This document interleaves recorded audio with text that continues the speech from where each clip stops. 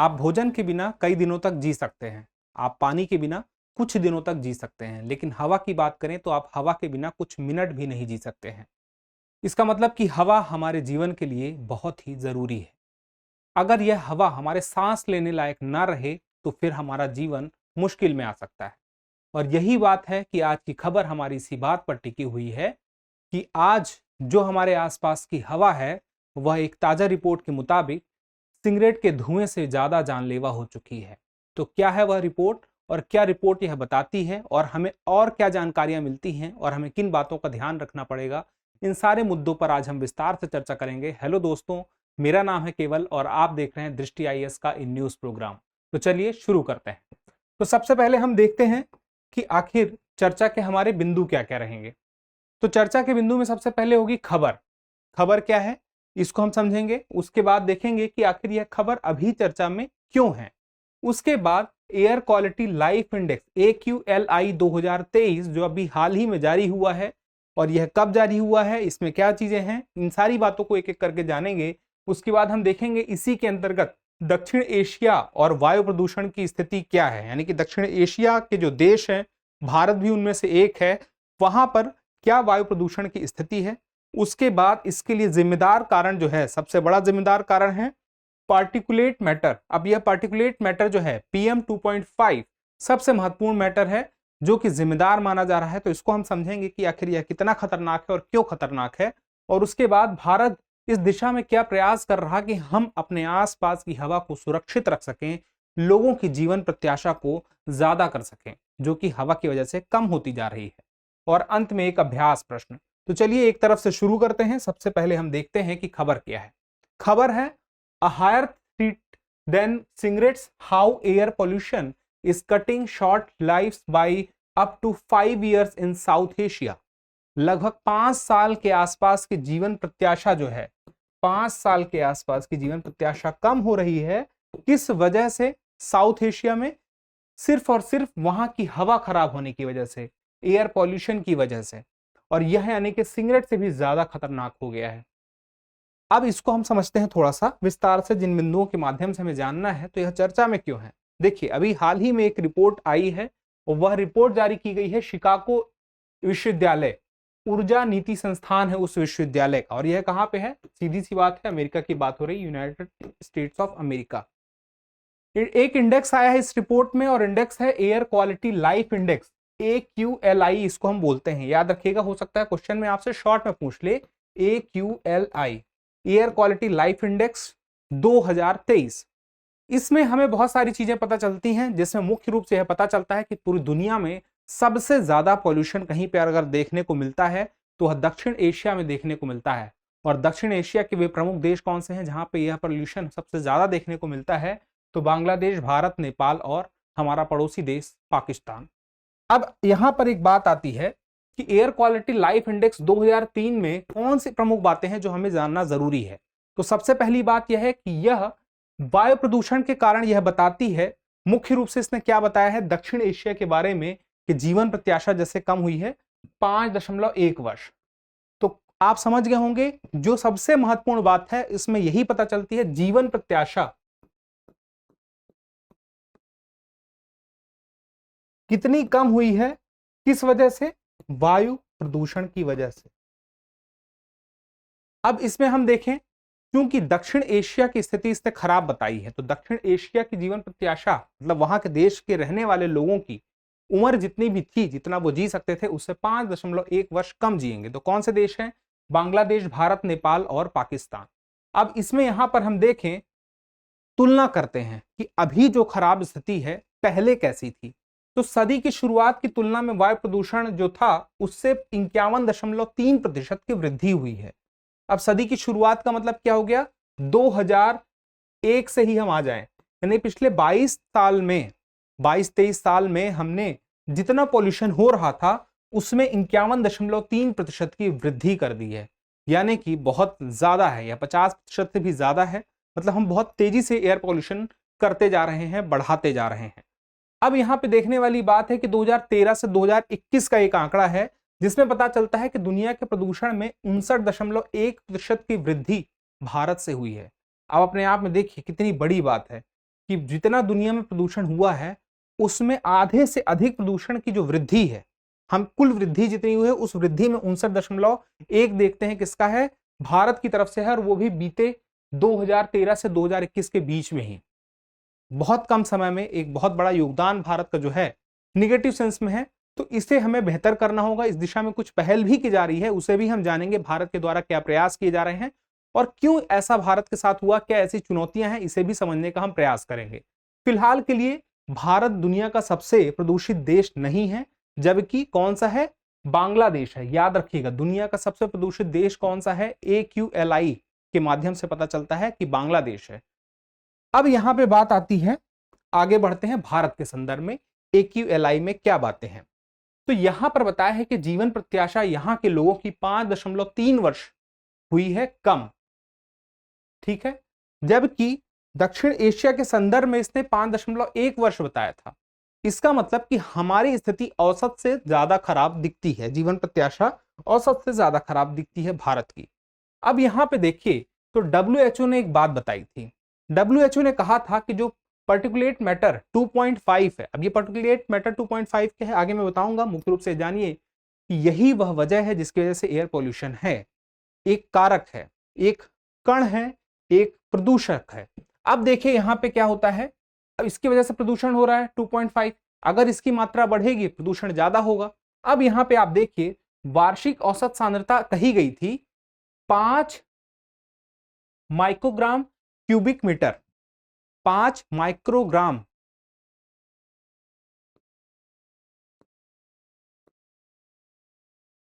पर cubic metre, यानी कि एक घन मीटर में 5 माइक्रोग्राम की सांद्रता का प्रदूषण होना चाहिए। यह औसत स्थिति की, बेहतर स्थिति की बात बताई गई है विश्व स्वास्थ्य संगठन के द्वारा। लेकिन हम देखते हैं 2020 से 21 के दौरान भारत में PM 2.5 पार्टिकुलेट मैटर 2.5 जो यह कण है, प्रदूषण का कण है, इसकी स्तर जो देखने को मिलती है वह है 56.2। अब बताई गई है 5 होनी चाहिए माइक्रोग्राम पर क्यूबिक मीटर, और है कितनी, 56.2, 10 गुना से भी ज्यादा हम देख रहे हैं। इसका मतलब कि हमारी स्थिति अब यह 56.2 से ही बढ़कर कितनी है, दरअसल 20 में 56.2 थी तो 21 में 58.7, हम 10 गुना से भी ज्यादा बुरी स्थिति में है, जो सामान्य स्थिति होनी चाहिए। अब ऐसे में देखें तो दिल्ली का जो हाल है वह उससे भी कहीं ज्यादा है। दिल्ली का हाल देखिए क्या है, पार्टिकुलेट मैटर 2.5 का स्तर 126.5। अब देखिए यहां पे हम कितने गुना, 20 गुना से ज्यादा आ गए हैं आगे। अब इसी वजह से यहां की जीवन प्रत्याशा अगर हम पूरे भारत की देख रहे हैं तो 5.3 वर्ष कम हुई है, लेकिन हम सिर्फ दिल्ली की देखें तो चूंकि यहाँ पे पार्टिकुलेट मैटर 2.5 PM का स्तर ज्यादा है, इस वजह से यहाँ की जीवन प्रत्याशा 11.9 वर्ष कम हुई है। मतलब यहाँ रहने वाले लोगों की उम्र जितनी हो सकती थी उसमें 11.9 वर्ष की, यानी कि एक तरह से देखा जाए तो लगभग 12 वर्ष की कमी दिखाई देती है इस आंकड़े के हिसाब से, इस ट्रेंड के हिसाब से। अब यहां पे बात आती है कि पूरे भारत में वह कौन सा क्षेत्र है जहां पे सबसे ज्यादा प्रदूषण है। तो जहां पे सबसे ज्यादा आबादी रहती है, उत्तर का जो क्षेत्र है, उत्तर का मैदान का क्षेत्र है, अगर आप ऐसे भारत का नक्शा देखें तो यह ऊपर का क्षेत्र, मैदानी क्षेत्र जो रहेगा, यहां पर सबसे ज्यादा प्रदूषण दिखाई देता है। जितने प्रदूषित शहर हैं सबसे प्रमुख भारत के, वो इसी इलाके में देखने को मिलते हैं। अब यहां पर बात आती है कि हम इसको थोड़ा सा और अच्छे से समझें, हमें समझना होगा कुछ कारणों के बारे में। कारण क्या है, जैसे कि यहां पे भारत के संदर्भ की जगह AQLI 2023 के हिसाब से हमें कारण पता चलता है, किस बात का, वायु प्रदूषण का, ठीक है। ये नहीं है, टाइटल आपका यही है कि कारण क्या है इस पूरी वजह का। इसका कारण है औद्योगिकरण हुआ दक्षिण एशिया के इन सारे देशों में, चाहे पाकिस्तान की बात हो वहां भी देखने को मिलता है, बांग्लादेश में भी हुआ, भारत में भी बहुत ज्यादा हुआ है। इसी वजह से भारत में इतना ज्यादा हुआ है कि उसकी जो आप देखते हैं कि 59% का जो वृद्धि जो हुई है, कुल वृद्धि, उसमें इतना भारत का वेटेज है। तो इसकी वजह क्या है, यही औद्योगिकरण, आर्थिक विकास, जनसंख्या की वृद्धि। हम कितनी दुनिया के सबसे ज्यादा आबादी वाले देश अगर बने हैं, इसका मतलब है कि कहीं ना कहीं हम बहुत सारे फॉसिल फ्यूल्स का इस्तेमाल कर रहे हैं, ऐसे ईंधन का इस्तेमाल कर रहे हैं, और हमारी गतिविधियां, आर्थिक गतिविधियां हो, औद्योगिक गतिविधियां हो, उससे पॉल्यूशन हो रहा है एयर पॉल्यूशन। अब यहां पे बात आती है भारत और पाकिस्तान में। हम गाड़ियों को अगर देखें 2000 के दशक के आसपास हम देखें तो जितनी गाड़ियां थी भारत में 4 गुना गाड़ियां बढ़ गई। सन 2000 में अगर कहा जाए 10 लाख गाड़ियां थी तो 2000 अभी की स्थिति में 2020 की स्थिति में हम देखें तो लगभग 20-21 की स्थिति में 40 लाख। पाकिस्तान में 3 गुना बढ़ी, अगर 10 लाख थी तो 30 लाख। तो यह संख्या बढ़ने से भी आप जानते हैं फॉसिल फ्यूल का इस्तेमाल होगा तो किस तरह से हमें PM 2.5 ज्यादा देखने को मिल सकता है।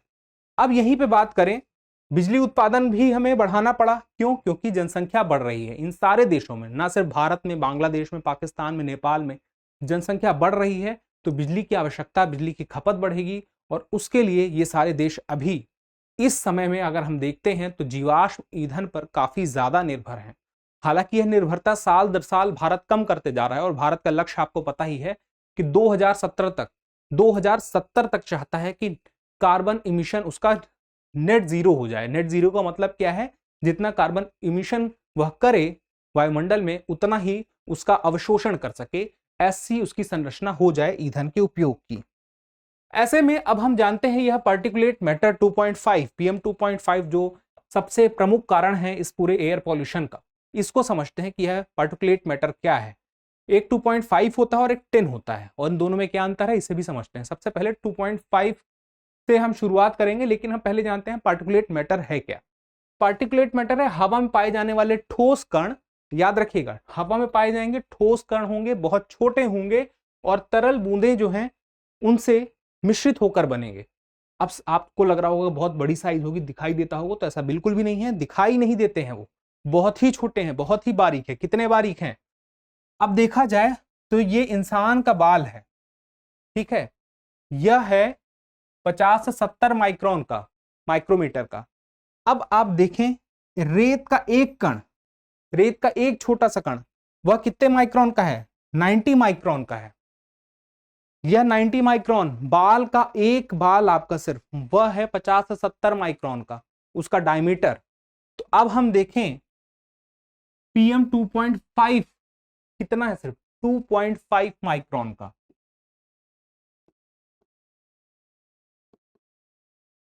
कहां हमारे बाल का डायमीटर, एक बाल का डायमीटर 50 से 70 माइक्रोन और कहां यह सिर्फ 2.5, बहुत ही छोटा।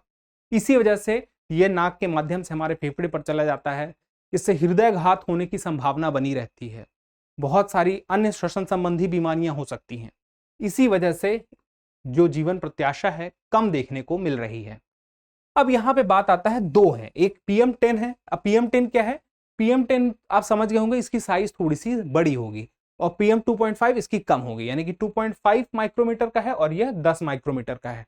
तो जो जितना छोटा होगा हमारे शरीर पर के अंदर आसानी से पहुंच के उतना ज्यादा नुकसान पहुंचाएगा और उतनी ही ज्यादा मात्रा में पहुंच सकेगा। अब इसके स्रोत क्या हैं? देखिए स्रोत क्या है, जो सड़कों का निर्माण हो रहा है, कच्ची सड़कें हैं, खेत हैं, धुएं के ढेर हैं, आग है, कहीं आग लगती है तो उससे भी धुआं जो निकलता है, फॉसिल फ्यूल जलता है उससे भी, गाड़ी के पीछे पेट्रोल जब जलता है तो धुआं निकलता है उसमें भी मौजूद है। तो ये सारी की सारी चीजें जो हैं यही हमारे जीवन प्रत्याशा को कम कर रही हैं, जिसमें एक बड़ा रोल किसका हम देखते हैं? PM 2.5 का, क्योंकि इसका आकार बहुत छोटा है और यह नुकसानदायक है। अब भारत के द्वारा क्या प्रयास किए जा रहे हैं? भारत के द्वारा प्रयास 1974 से हमें देखने को मिलता है पर्यावरण के क्षेत्र में। हम देखते हैं प्रदूषण के क्षेत्र में भारत, पर्यावरण नहीं, प्रदूषण के क्षेत्र में भारत 1974 से कैसे एक्टिव हुआ? केंद्रीय प्रदूषण नियंत्रण बोर्ड किसके माध्यम से बना? प्रदूषण निवारण एवं नियंत्रण अधिनियम 1974 के माध्यम से बनता है और 1974 में ही बनता है। अब यह जो बनता है तो इसका काम क्या था? देश में यह तो था आपका केंद्रीय प्रदूषण नियंत्रण बोर्ड, और हर राज्य में भी होगा राज्य प्रदूषण नियंत्रण बोर्ड। तो सारे राज्यों के नियंत्रण बोर्ड के बीच में कार्यों का समन्वय हो सके, पहला काम। और दूसरा काम कि क्या बेहतर हो सकता है, क्या प्रक्रिया हो सकती है, क्या कार्य हो सकते हैं इस दिशा में और जिससे हम वायु प्रदूषण पर नियंत्रण प्राप्त कर सकें, इसका मुख्य काम यही है। इसी बात को ध्यान में रखते हुए ही इस नियंत्रण बोर्ड के द्वारा एक कार्यक्रम शुरू किया गया, राष्ट्रीय स्वच्छ वायु कार्यक्रम। शुरुआत इसकी कब होती है? वर्ष 2019 में। और इसके द्वारा लक्ष्य तय किया गया जो PM 2.5 है और PM 10 है, इनकी जो वायुमंडल में उपस्थिति है इसे कम किया जाएगा। कितना कम किया जाएगा? शुरू में इसका लक्ष्य रखा गया था कि 2024 तक में, लक्ष्य था 2024 तक में हम कर लेंगे 20 से 30% तक कम। लेकिन उसके बाद फिर क्या होता है, पिछले साल 2022 में लक्ष्य को और बढ़ा दिया जाता है और यह तय किया जाता है कि हम 2019 से यह जो कार्यक्रम शुरू किए थे इसका लक्ष्य हुआ कि यह 2026 तक चलेगा। और अब हम कितना स्तर कम करेंगे? पीएम का स्तर 40%, पार्टिकुलेट मैटर 2.5 और 10 इन दोनों का स्तर 40% हमें कम करना है। यह लक्ष्य इस कार्यक्रम के माध्यम से निर्धारित किया गया और इसके लिए प्रयास किए गए और किए जा रहे हैं अभी भी। अब इसके बाद हम देखें और क्या चीजें की गई, तो वायु गुणवत्ता सूचकांक 2014 से शुरू किया गया भारत सरकार के द्वारा। अब वायु गुणवत्ता सूचकांक के माध्यम से 8 हमने पैरामीटर बनाए, PM 2.5, PM 10 भी उस 8 पैरामीटर में से एक है, मतलब एक और एक कुल 2 हो गए। तो उस पैरामीटर से हमें पता चलता है किसी भी क्षेत्र में किसी भी जगह की AQI कैसी है, फिर उसको सुधारने के लिए प्रयास किया जाता है। उसके लिए लोकल से लेकर के राष्ट्रीय स्तर पर क्या क्या प्लान हो सकते हैं वे बनाए जाते हैं और बनाए जा रहे हैं कंट्रोल करने की दिशा में। Graded response action plan GRAP। अब जैसे AQI का अगला स्टेप हम देखें तो GRAP, जैसे हमें यह पता चल जाए दिल्ली और NCR क्षेत्र का देख लें हम, NCR और उसके आसपास यानी कि राजधानी और उसके आसपास का हम क्षेत्र देखें तो जब वहां का AQI बहुत सारे लेवल बना दिए गए, जैसे 50 से ऊपर 50 से 100 के बीच की स्थिति एयर क्वालिटी इंडेक्स सामान्य है, अगर यह रेंज आती है 50 से 100, लेकिन अगर 200 से ऊपर आती है तो खराब है, 300 से 400 जाती है तो और खराब है, और 400 से 500 आती है तो सबसे ज्यादा खतरनाक है। तो इसी तरह से AQI जितना खराब होता जाएगा तो दिल्ली NCR क्षेत्र को ही अगर हम देखें तो वहां पर ग्रेडेड रिस्पांस एक्शन प्लान शुरू किया गया। इसमें क्या होता है कि वायु की गुणवत्ता जितनी वहां पे उस क्षेत्र में खराब होती है उसमें PM 2.5 और 10 का भी योगदान रहता है। तो ऐसी स्थिति में वहां पर कुछ उपाय किए जाते हैं, जैसे कि उपाय भी 4 चरण में होंगे। तो पहला चरण कौन सा है, दूसरा कौन सा है, तीसरा कौन सा है, चौथा कौन सा है, उसको इस तरह से हम समझ सकते हैं कि चौथा चरण जब वायु की गुणवत्ता सबसे खराब होगी 400 से 500 होगी तो वहां पर बहुत सारे काम में प्रतिबंध लगा जाएगा, निर्माण कार्य पर प्रतिबंध लगा दिया जाएगा, स्कूल बंद करा दिए जाएंगे। आपने सुना भी होगा खबरों में इस तरह से होता रहा है। तो यह एक्शन लिया जाता है वायु की गुणवत्ता के हिसाब से दिल्ली NCR और आसपास के क्षेत्रों के लिए। तो आगे चल के इस ग्रेडेड रिस्पांस एक्शन प्लान को हम देश के स्तर पर भी सोच सकते हैं, क्योंकि बहुत सारे शहर, सिर्फ दिल्ली NCR ही नहीं, बहुत सारे शहरों में यह स्थिति आ जाती है जब वहां का एयर क्वालिटी इंडेक्स बहुत खराब हो जाता है, तो कुछ एक्शन प्लान हमें ऐसे भी बनाने होंगे। उसके बाद हम देखें जीवाश्म ईंधन के विकल्पों को लेकर भी सोचना होगा, और भारत सोच भी रहा है। भारत सरकार के माध्यम से फॉसिल फ्यूल पर निर्भरता को कम करने का प्रयास साल दर साल किया जा रहा है। एक तरफ हम देखें तो हम सौर ऊर्जा के लिए बहुत सारे प्लांट लगा रहे हैं, पवन ऊर्जा के लिए हम जो तटीय क्षेत्र है वहां पर हम नई नई परियोजनाएं शुरू कर रहे हैं। उसके अलावा हरित हाइड्रोजन की तरफ भी हम बढ़ने के लिए पूरा का पूरा प्रयास कर रहे हैं।